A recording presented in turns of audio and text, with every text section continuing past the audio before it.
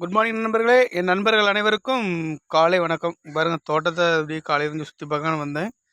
கீரை நல்லா தழுத்துருச்சு, தெரியுதா? இந்த தண்டங்கீரை இந்த பாருங்க தழுத்து வந்துருச்சா, அப்படியே எல்லாம் கீரை வருது. இந்த பாருங்க, மிளகாய் செடி தழுத்துனுக்கா. அடுத்தது வந்து பப்பாளி பாருங்க, பப்பாளி இப்போ தான் கொஞ்சம் அப்படி பூவும் பிஞ்சுமா நான் வருது பார்த்தீங்களா? எல்லாம் பறித்து நல்லா விளைஞ்ச உடனே என் ஃப்ரெண்டுங்க அனைவர்களுக்கும் நான் அனுப்பி வச்சுருவேன். சரியா?